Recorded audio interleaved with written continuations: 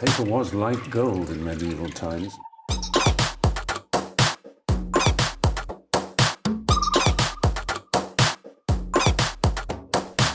Oh, not tobacco, sugar. That everything we thought we knew about the world might turn out to be completely wrong.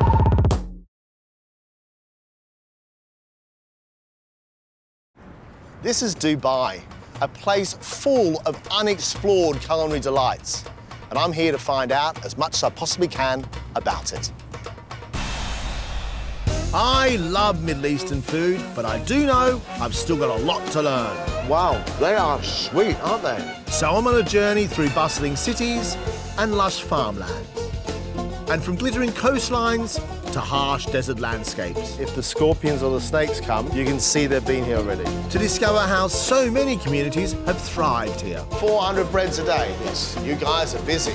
I'll be showing familiar favourites. It's never too late to learn how to make hummus. And sample new flavours. It's like the best kebab I've ever eaten in my life. And I'll be using that inspiration in dishes of my own. Well done, me.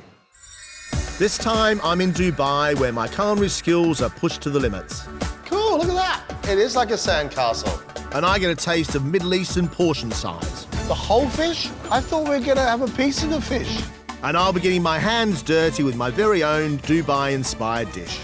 Get your hand in there and give it a really good squeeze.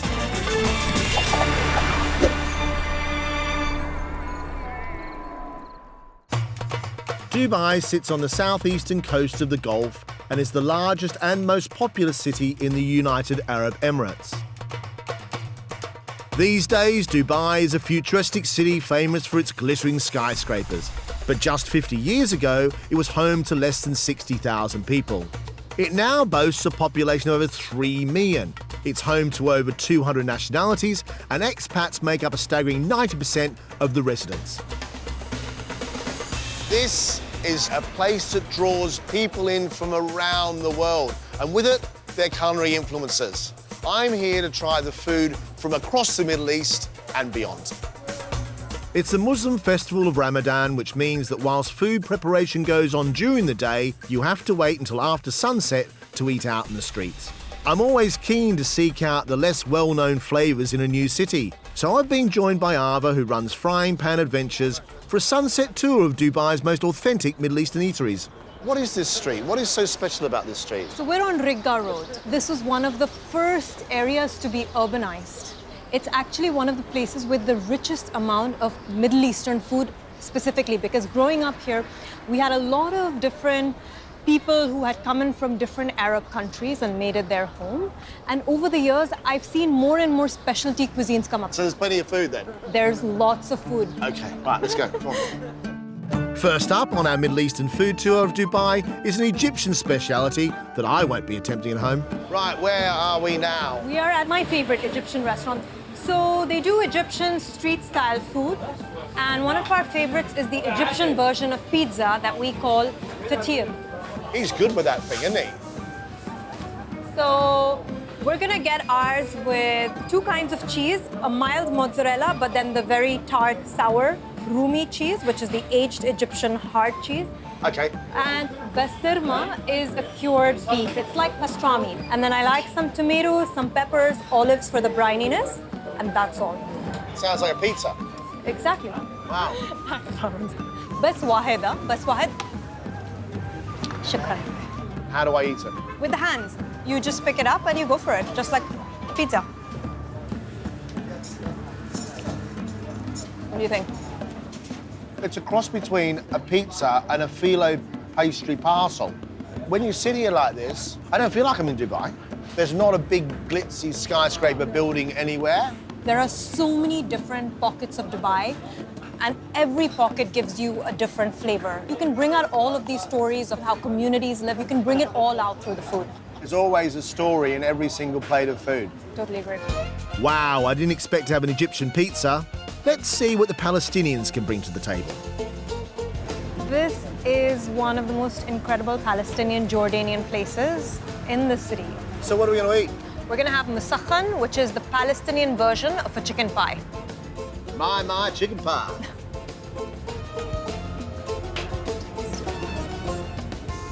a chicken pizza. Chicken, caramelized onions, lots of olive oil, bread, and then a nice crisped up chicken.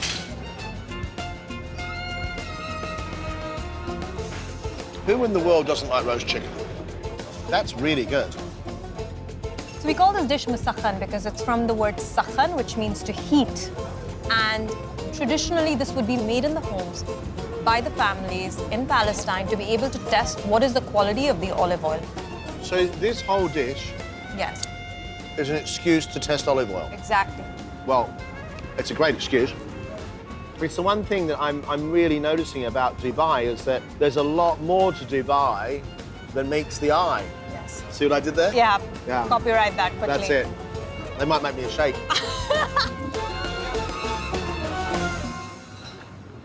Only meters down the road, and I'm apparently about to try the national dish of Iraq. Wow. The last time I saw anything cooked around a fire like this was in Argentina, where they cook whole bits of meat on a cross. They call it cruz. I've never seen fish cooked like this, ever. What you're seeing is one of the most ancient cooking techniques for fish in Iraq. This is maskoof. So what sort of fish is it? So it's a relative of carp, usually a barbel. This is usually a fish that people in a lot of countries will just throw out. Yeah, you're right. I mean, it's not carp, it's not a fish that you see regularly on menus because it's a very strong fish. Exactly. And that's why you cook it for 45 minutes, because that smoke will then help to flavor the fish. Each of these is about 4 kilos. Right, and we're going to eat one of those each? Some of those fish may be bigger than you. What? The whole fish? I thought we were going to have a piece of the fish. Thought you were hungry. Well, yeah, I'm hungry, but that's ridiculous. I'll do half, you do the other half. I think we can do it. Send the rest of the crew. That's going to be packed lunch for a week. So we tear our tandoor bread. I go in for my fish. Let's put in rehan, which is a kind of basil. And then that's your perfect bite. A little dip of the mango pickle, just a little bit goes a long way. And that's how you eat it. And then you're golden.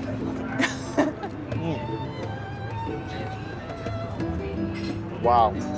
Wowee. The first thing I get is that basil.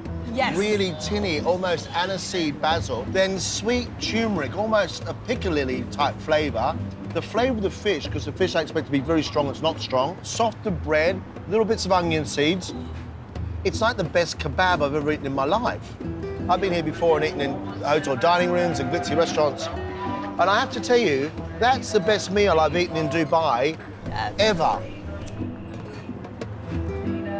That is really, really good. If you don't believe me, honestly, this is one of the most sensational, excuse me, my mouth's full, sensational pieces of fish I've ever eaten. You've got no chance, mate.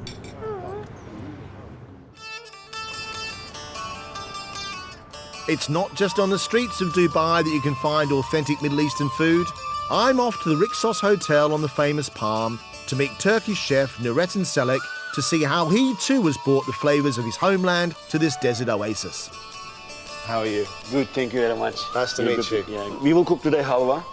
This is very traditional Turkish dish. Okay, Yeah. where do we go to first? First, we are going to butter. To make the halva, semolina is added to melted butter.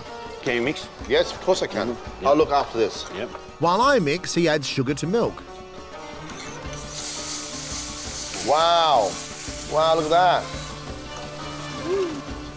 So just explain to me what you're looking for when you toast the semolina. It's a number one color, number two smell. Okay. Yeah, see almost ready. See the color, change it. Smells start to change, I right? can smell it, yes. Yeah. The smell of butter caramel. Yes, And I can start to see the steam coming off it as well. So this pan's really, really hot with that toasted semolina, and the milk's added to it, and automatically it comes together this porridge mixture. To make the crunchy centre of the halva, he mixes chopped nuts, butter, sugar, and cinnamon. Finally, a generous helping of cream. This is not going to be good for my waistline. How many different nationality chefs do you have in your kitchen? 17 different nationalities. Is that a true reflection of Dubai at the moment, that it's a very multicultural city? In my hotel today, I have 8 different nationalities stay with us. They want to see something from their culture as well.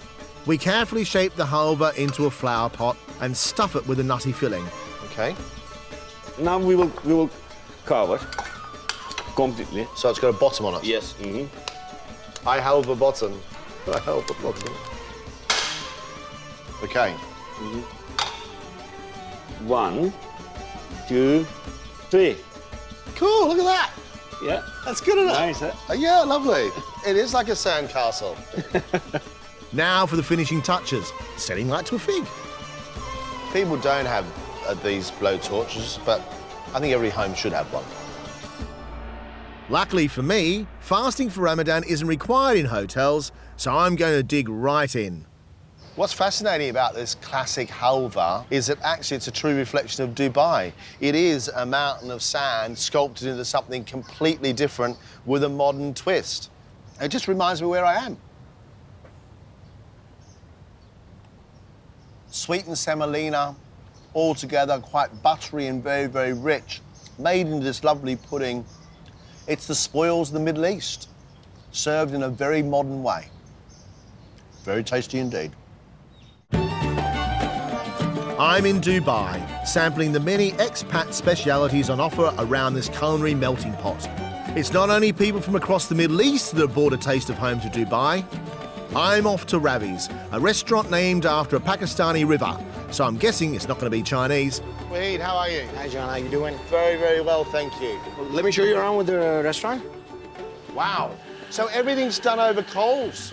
Yes, over coals. We do the chicken tikka, the kebabs, and the lamb chops. That's one of the most popular dishes in the restaurant. Really? Yeah. So how long's the restaurant been here, Wahid? The restaurant's been here like 39 years now. And you have been here? My whole life. So you and your family had this restaurant before those buildings ever went up? Absolutely. I've seen them come up myself. So what was here before then? There was just the trade center, and all the way to Abu Dhabi, there was only sand on both the sides. But there was Ravis. Ravis has always been there. Ravis and sand from the beginning.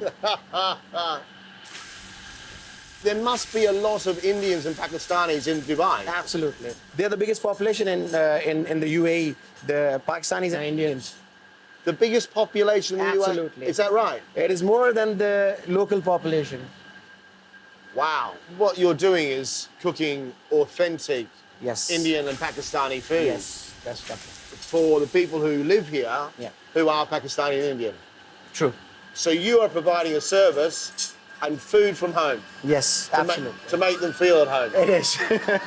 Where are we up to next? Off to the main kitchen now. I follow you. Yeah, sure. With almost 100 dishes on the menu, let's just say there's never a dull moment. This is not some little home kitchen. This is cooking on an industrial scale. On a massive scale, yes. Because we operate 22 hours. We open at 5 in the morning, we close at 3. So the kitchen actually does not close at all. It's open 24 hours. So there's always cooking going on. It is. The kitchen is never closed. Ah, the smell is unbelievable.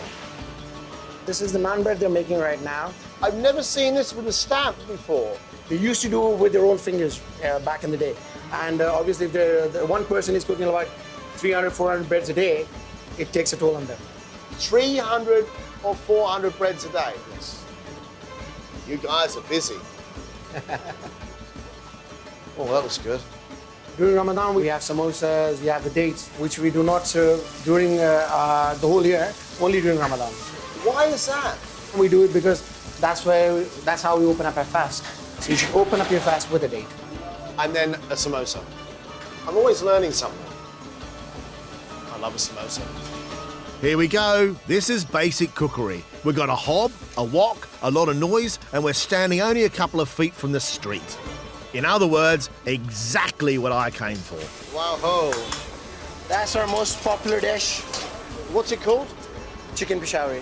Chicken Pishari. We're gonna do it from scratch for you. So this is chicken he's got in this pan? Yes. They put in the raw chicken over there, and this they're gonna cook it with the oil, and he put in some salt, a little bit of red chili. It's one very cool way of cutting a tomato. So you're gonna put the tomatoes inside and then put a lid on top. then the flavor actually goes in with the oil. That's where the gravy comes in. It's still warm out in these streets, isn't it? Imagine how warm it is in there. He's good enough to give me a tissue. Hi? There you go. Thank you. Thanks very much. You can see the tomatoes have all broken down really nicely. Yes. And become this, as you call, gravy. What's that going in? That's the yogurt going in. That's for the gravy. So quite a bit of yogurt. Yes. In our country, it comes with very less gravy. It's a bit dry. People over here, we have to localize it because they want a little gravy with the chicken. That's unusual. The ginger is going in very late. That's normally something I put in quite early. It's going to the wok with the green chilies and the chopped coriander. Chicken Pishari. That's not bad, is it? Thank you. To walk along a street like this and find that there is food, authentic food from Pakistan and India, is a great surprise and a revelation. Thank you so much. It was a pleasure meeting you. Real pleasure meeting you too. Thank you so very much indeed. Thank you. Ah, the moment I've been waiting for. Well, almost. Wahib's off to break fast with his family, and I'm off for dinner. But I can't eat until I hear the call for prayer. Ah, great. Let's tuck in. The sun's gone down, the call to prayer's come. You get to see it cooked in front of you, and then you get to eat it. Soft chicken, a little bit of ginger, sweet tomatoes, little bits of green chili, really make it spicy. Food like this is always going to be delicious because it's not for me, it's for the locals. That's the way to eat when you're in Dubai, if you search it out.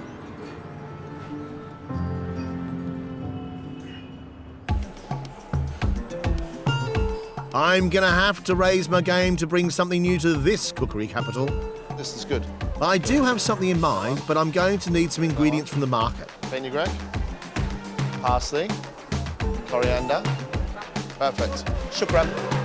I'm at the Radisson Blu Dubai waterfront to cook a recipe of my very own. Inspired by the food I've seen around Dubai from the Middle East and the Indian subcontinent, I'm going to make a spiced potato cake with really delicious chickpeas. So to do the chickpeas, I'm going to toast the mustard seeds. Some olive oil, good amount of olive oil. Start the heat quite high. As the oil starts to shimmer, then add the mustard seeds. As they go into that hot oil, you'll hear them and they'll be popping like popcorn. In the pan go curry leaves, chopped onions and chili powder. And then to that, I'm going to add the chickpeas. A couple of spoonfuls of the chickpeas first. And now the water. And add to that a little bit of salt. Give it a stir. Smelling good. Next, I add fresh tomatoes and chopped chili. The bigger the chili, the less heat. The smaller the chili, the more heat. This is going to be quite spicy. Now, this fenugreek. If you can search out fresh fenugreek, do grab it. Fenugreek is an aromatic plant commonly used in Indian cooking. Give it a squeeze to release the oils and then drop it in. As that cooks away, the last little flavour is ginger. I've now changed the way I use ginger in this because of the way I saw it at Ravis. They put it at the last minute so it's still lovely and fresh. You learn something every time you watch somebody cook, even me. That ginger is going to be quite powerful, almost like strands of spaghetti amongst the chickpeas. But I want that. I don't want it to be in any way subtle. I want it to be vivacious. I want it to be bold. I want it to take me on a journey. I want to feel like I'm back at Ravis, having a piece of chicken with all that ginger put together. Look at that. I'm going to let the chickpeas cook, and now I'm going to make the potato cakes. 2/3 of a large pile of grated baked potato goes into one bowl, the other third into a smaller bowl. The large bowl is going to be the outer coating, and the smaller bowl is going to be the inside, which is all spiced. This is a local spice mix, which is made up of ground cumin, ground coriander, cardamom and turmeric with some black pepper, a little bit of nutmeg and some cloves. 2 teaspoons. Very quickly it will toast and become very fragrant. The spice mix is now going to go in the small bowl of grated potato. Next, I add some chopped chilies and coriander and a pinch of salt. Once all those bits and pieces are in with that potato, then you can start to push it all together. And there's no substitutes for hands. really get your hand in there and give it a really good squeeze. This recipe will make 4 to 6 potato cakes. I'm gonna make 4. Now for the plain grated potato. A little pinch of salt and cooked rice. White, cooked, cold rice. Start to squash it together and knead it almost like bread, pushing it together so it becomes a mixture of potato and rice, which is unidentifiable. Take a handful of the potato mix and push it out. And you get to the stage where you'll now be able to push your thumb into it. What I want is I want a hollow cup. You take your nucleus and you drop it into the middle. Push it down and then bring the outside of the top of the cake together. The whole mixture now folds up. This is a little secret inside a potato casing. Next, sprinkle chickpea flour onto those fully formed cakes and drop them into a shallow pan of hot oil, where they will stay until they're crisp. Then you flip them over, cook them for 5 more minutes, and then lay them on your chickpea mixture for serving. A few bits of ginger across the top. There you have it, spiced potato cakes, chickpeas and ginger.